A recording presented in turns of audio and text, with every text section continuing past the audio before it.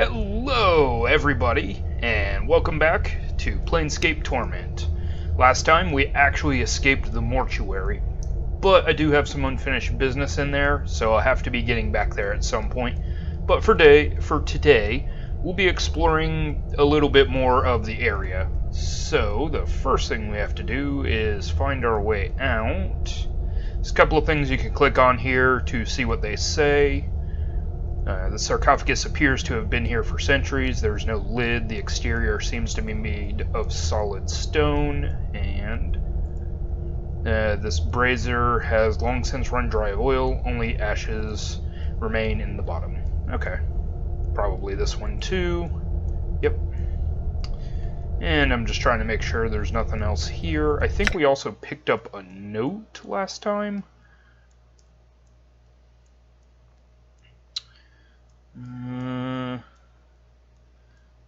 Maybe Mort has it. Nope. I must have been mistaken. I thought I picked up a note when I picked up the stuff in the room. We'll go ahead and put these robes on. I apparently cannot use the item. Okay, well, in that case we're going to equip our big ol' hammer, and the doorway is right here, so we leave.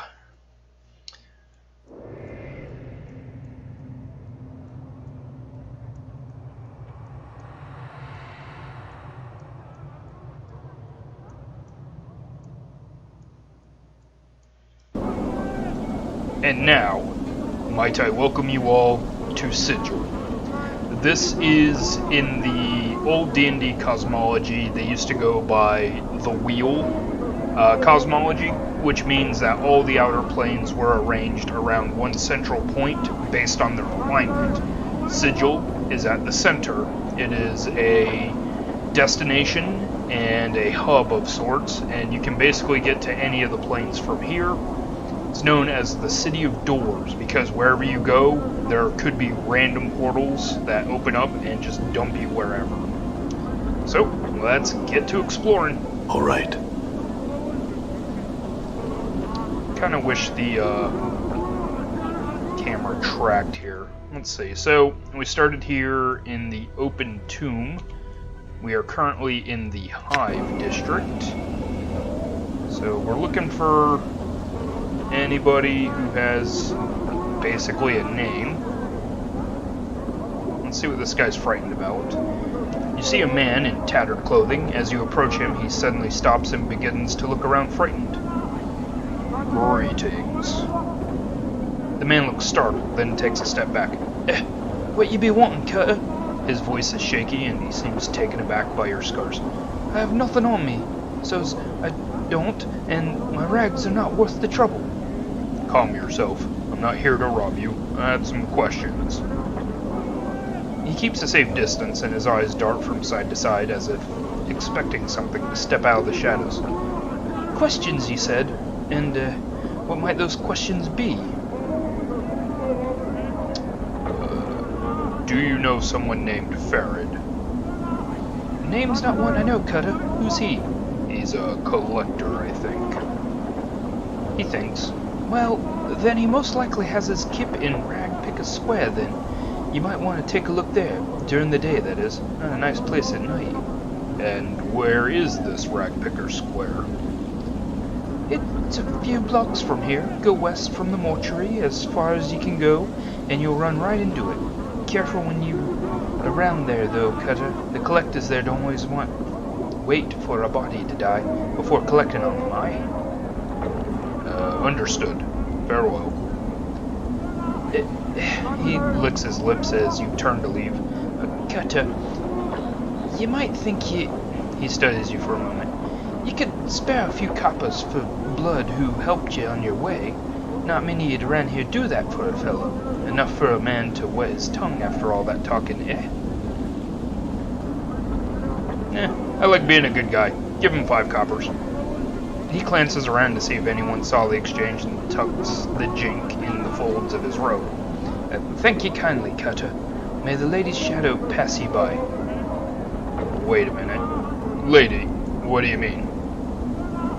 The mistress of Sigil. You not heard of her? You must be blessed or more clueless. You know little about Sigil, indeed. He laughs weakly. Lady's word's law here in Sigil. He thinks for a moment. Except, she don't say much. Dead silent she is, actually. What else can you tell me about this lady? He looks at you warily. Don't want to be talking too much about her, Cutter. You don't want to cross her shadow, nor be singing her praises, alright? Now, let's say no more about it. Rattling your bone box about the lady is dim. Dim indeed. Farewell, then. Alright, so we got a little bit of information there. He is referring to the Lady of Pain, who is the ruler of the city, and she is actually I'm gone. Powerful enough to stop gods from entering Sigil. Done. I'm gone. Okay, nothing over here. So some days I'm just going to be filling out the map, kind of looking around. Now, if I wanted to get back into the mortuary, I could by talking to these gate guards. This mortuary is actually a cemetery slash funeral home, as well as just being the mortuary. So if I ever want to come back here and visit Dianara, I'll be able to. I'm gone. This guy has a name. Let's talk to Pox. This cowled figure is hunched by the mortuary gate. His face is obscured by the shadows of his hood. What little you can see is his chin, which is covered with stubble and what appears to be a foul green and purple rash. The rash seems heaviest around his neck, fading as it crawls up to his chin.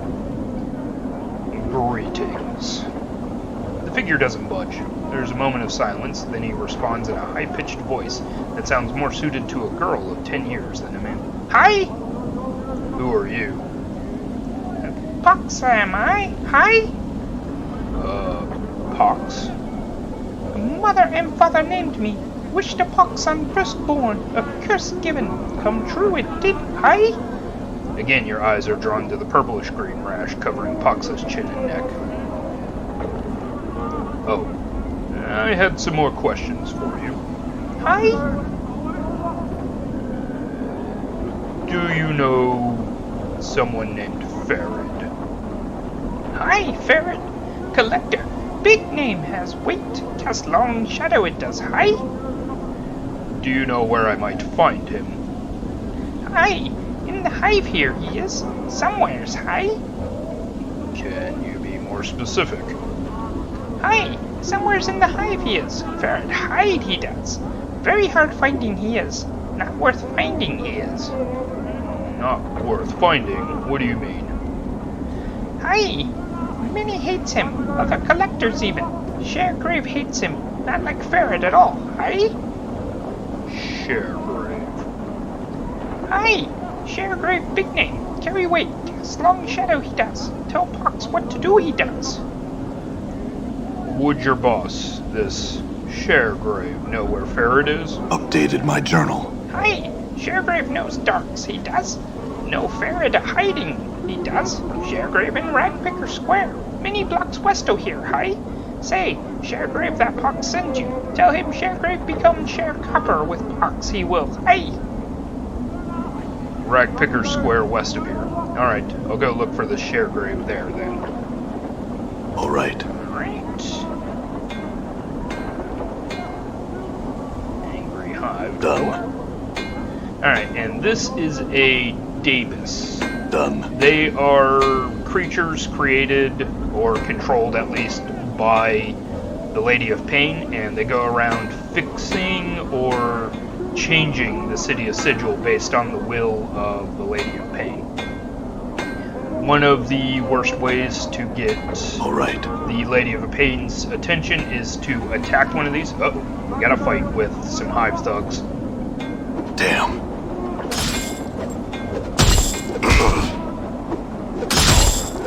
Okay. I'm gone. I'm gone. Whoops.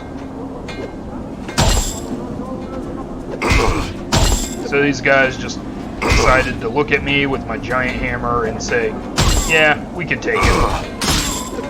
They're not doing a bad job, really. Done. Okay, don't need Mort, because Nameless Okay, is filled on inventory. good as done. So I have to find a shop. Alright, and we have Shilandra's Kip. Okay, we don't have a reason to go talk to Shilandra at the moment. She is part of a quest line, so I'll be back to talk to... Now I'm not even sure if I remember if it's a male or female. I think it's a woman, though. Okay. Just kind of fill out the area again. Hive Dwellers. You can ask basic questions of them. I don't want to exit yet. Still looking around the Hive District. All right. Oh, hey, there's a very bright person, and they have a name. You see a heavy-set man with sharp features and a pained expression. Despite his huge frame, however, he has an effeminate look about him. And unlike the other residents you've seen, he looks to have bathed recently. As you approach, he looks up, hopefully, and calls out in a high voice, "Craddock, good sir!" What? His hopeful expression dies as he studies your face. "Oh, 1,000 apologies, good sir, if I have given offense." He gives a slight bow. "I am called Bane the Sender, third child of Dai Bane the Sender. I am one of many runners in the employ of House of Senders." No apologies necessary, Bane. What did you want? 1,000 apologies for troubling you with such a trivial matter, but I seek Craddock, an overseer in the Hive. Bane looks like he is in pain. But alas, he eludes me. He looks at you hopefully again. Could it be you have heard of such a man? No. Bane gives a deep sigh. I am bound to deliver a message to him, and as yet, fortune has chosen not to favor me. Could I help you? If I come across the man, I could pass along your message. Bane's face lights up like a lantern. Oh, fortunate day for Bane and the House of Senders. Any assistance you can provide would be most welcome. If you can find this Craddock and pass along the message, I shall see to it you are paid for your troubles. Alright, what's the message? Bane recites the message, almost like a mantra. The shipment must be incursed by the third day, or there will be a penalty. Bane frowns. I am told that Craddock will know of the shipment to which the message pertains. If I see Craddock, I will pass along the message. Is there anything you can tell me about him before I go that might help me find him? He is said to be a giant of a man, with sterner features, that he is an overseer in one of the Hive marketplaces. Alas, I know little else than that, good sir. I see. That's enough to go on for now. Bane bows. Thank you, sir. Should fortune favor you and you are able to bear the message to Craddock, be so kind as to return, and tell me of it. I will see to it your efforts are rewarded. Very well, Bane. Updated my journal. Alright, so we've got a mission, and we've got a woman running around like a mad woman. We'll try and catch her in a little bit. Done. For now, we have a bunch of dustmen standing outside of a building. And this building is... Oh, there's a mausoleum. Okay, and this is to the northwestern portion of the Hive. I think I'll be heading south. If I remember correctly, that's where the markets are. But that will be another episode. For now, all right. Let's go investigate this building. Done. Okay, and there are a number of characters here. Each of them has a different name and a unique name. So let's talk to Death of Names. You see a dustman with a crooked smile frozen on his face. Despite the smile, his eyes are as dull as stones. His right arm is shorter than the left, and he keeps it tucked to his side, as if cradling a small child. Greetings. The dustman's eyes slide over you. Name. The way he speaks the word, it sounds like the tolling of a bell. I don't know. No name, can't help you. The Dustman speaks in a curious sing-song voice. Need to give a name if you want to see where it's died. What? Updated my journal. Given a name when you're born. Give it back when you need it no more. Death of names, death of names. His eyes swim across the monolith within the walls of the area. Buried many names here. Death of names has. Tell me a name, I'll show you its grave. Dianara. His eyes roll to the back of his head, then pop back with a wild gleam. His eyes run across the walls of the monument, scanning the names at inhuman speed. He then points at a section of the wall. Buried. Examine the spot he is pointing at. Chiseled into the black stone in tiny cramped writing is the name you requested. It is almost lost beneath the sea of names around it. Just checking. Farewell. Okay, so basically if you have a name of somebody who has died and needs to be memorialized, you come to Death of Names. Okay, so next we'll talk with Sevtai. This woman's face looks broken, and she is covered in scars. They look like bite marks and fingernail cuts. She is cradling the shreds of several rags in her hands and is staring emptily at the wall of the monument, at the names there. Greetings. Hist! Get ye back! The woman's teeth peel back, displaying a row of black canines. What you want of Sevtai? Oh, what's the matter? What's wrong? Those chaos men wrecked my cot, attacked me, and killed 3 of my sisters who tried to stop them. Not sisters anymore. Now they're nothing but names on this memorial wall. Chaos men? The Chaos Men, affectionately says, what they are is an adult bunch that runs wild through the Hive and does whatever they please. We never did no harm to them. Then they lope in like dogs and tear apart anything within their reach. Who are these Chaos men who attacked you? They're a Hiver gang, a bunch of adult sods that call themselves the Starved Dogs Bucking or some such balmy nonsense. They're... okay. I guess I'm gonna be playing Lawful Good again. It's the easiest way for me to play a lot of times, so their actions were unjust. If you wish, I can see that the matter is rectified. If 3 deaths they caused, then 3 deaths shall these starved dogs suffer. A copper earring in your purse if you pen 3 of those murdering sods in the dead book, chick. I'll see to it that they're put in the dead book. Can you tell me where they might be found? Go out the south gate, spire word from here, then walk around the block until you comes to a place where men run in circles, howling at the sky. There's the starved dogs they are. I'll go look for them then. Updated my journal. Alright, so we got another quest. That's pretty good. And finally, we have Quentin. Let's talk with him. The man before you looks to be middle of height and years. He is stout with thick, bullish neck, and his shoulders are hunched as if a great weight was pressing upon them. He wears an impatient look as he stares at the black monolith in front of him. Greetings. The man throws you a glance. There's room, Cutter. No need to ask my leave to stand here. Actually, I wanted to know what this monolith was. It's a tombstone for the plains, he scoffs. Graveyards of names are scratched on that rock. Can only hope my name's the one that'll split the stone in twain. He points at the base of the monolith. Quentin, right there, hammered in just hard enough to send the damn thing crashing down. Tombstone for the plains? Aye, Quentin smiles ruefully. The dusty scratched the names of the dead on this monument here.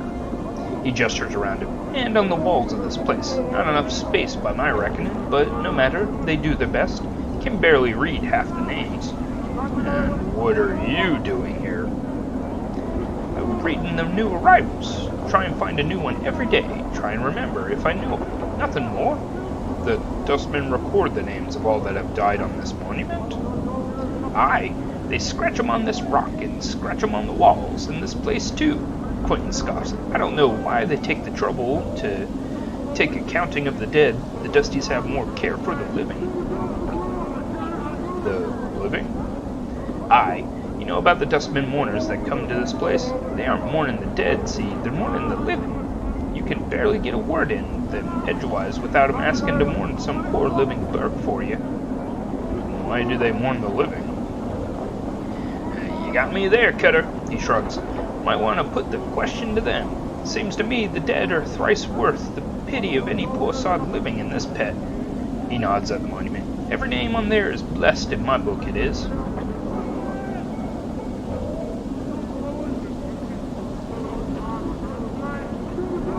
Ever know anybody who came back from their name was put on there? You mean come back from death? Quentin shakes his head. Not a one, Cutter. Everything that lives dies, and that's the way the things. He shrugs. Still, considering plans that go on forever and all, I suppose anything's possible. I see. Thank you. Alright guys, and with that, we took our first steps into Sigil, All right. and we will be exploring more of this city next time. So, thank you for joining me, and I'll see you next time on Planescape Torment. See you then.